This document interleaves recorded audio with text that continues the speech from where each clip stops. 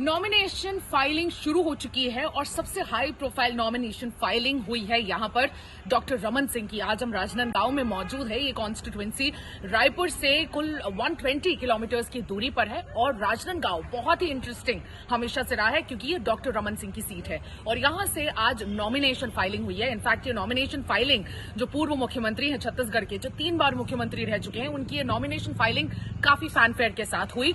खुद union home minister Amit Shah आज आए और परिवर्तन संकल्प यात्रा उन्होंने एड्रेस की, जिसमें राजनांदगांव के हजारों लोग उमड़ पड़े थे। इसमें मोस्टली उनकी स्पीच में यही सारी बातें हुई। कांग्रेस को अटैक किया गया बहुत सारे स्कैम्स के लिए और कहा गया कि कांग्रेस की सरकार अगर वापस आती है तो लूटेगी ही लूटेगी लोगों को। लेकिन एक नई बात उन्होंने ये कही कि बीरनपुर में भुवनेश्वर साहू, जो 17 साल के बच्चे का, उस बच्चे की जो हत्या हुई है, अगर उस किलिंग का बदला लोगों को लेना है तो बीजेपी को लाना होगा। इनफैक्ट मैं आपको बता दूं, ईश्वर साहू, भुवनेश्वर साहू के फादर को बीजेपी ने टिकट दिया है साझा से।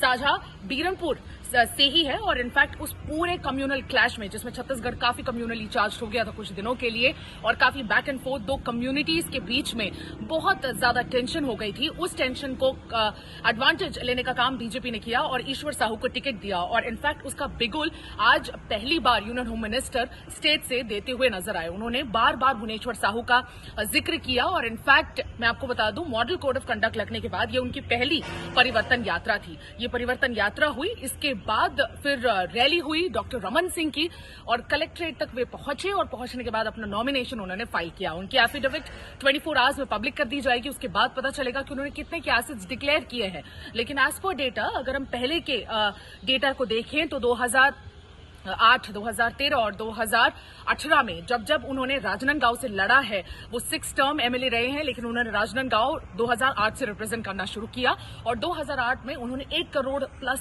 के एसेट्स को डिक्लेयर किया था, मूवेबल इमूवेबल मिलाकर। और इनफैक्ट अगर हम 2013 की बात करें तो वही चीज 5-5.5 करोड़ के आसपास की हो गई थी।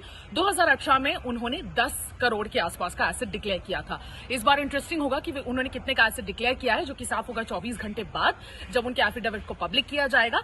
लेकिन ये बहुत इंटरेस्टिंग होने वाला है क्योंकि 1998 में जब वो इलेक्शन हारे थे तो उसके बाद उनके पास बहुत ही कम पैसे बचे हुए थे और इसी वजह से कि उनकी संपत्ति मल्टीफोल्ड्स बढ़ती चली गई इतने सालों में, एक रिट पिटीशन भी फाइल हुआ था और 2022 में वो रिट पिटीशन जब फाइल हुआ था तो उसके बाद डॉक्टर रमन सिंह वो केस जीत गए थे।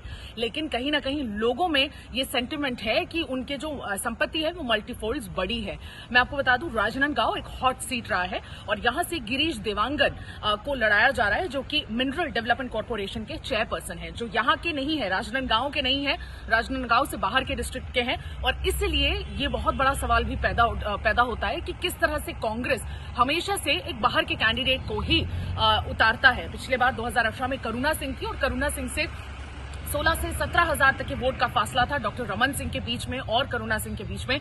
पिछले बार एंटी इनकमेंसी बहुत ज्यादा थी, इसलिए जो फासला था ये कम हो गया था। लेकिन इस बार भी एक बाहर के चेहरे पे ही कांग्रेस ने अपना बेट प्लेस किया है। देखना ये होगा कि कितना इंटरेस्टिंग ये फाइट होता है और कितने वोट्स का फासला इस बार होता है, क्योंकि फार्मर्स 70% पॉपुलेशन है राजनांदगांव की और इस बार उन्होंने अपना घोषणा पत्र जारी कर दिया है।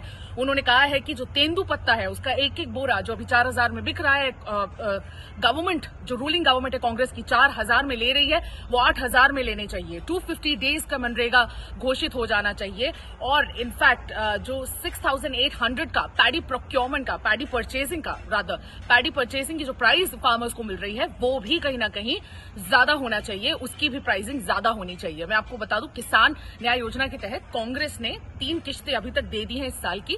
चौथी किश्त देने से पहले ही एमसीसी लग गया है। लेकिन ये जो स्कीम है ये काफी एक पॉपुलिस्ट स्कीम की तरह उभरी है, जिसने कई सारे फार्मर्स को प्लीज किया है। लेकिन ये केस राजनांदगांव में नजर नहीं आता क्योंकि राजनांदगांव में अभी भी फार्मर्स काफी ज्यादा डिस्प्लीज नजर आते हैं।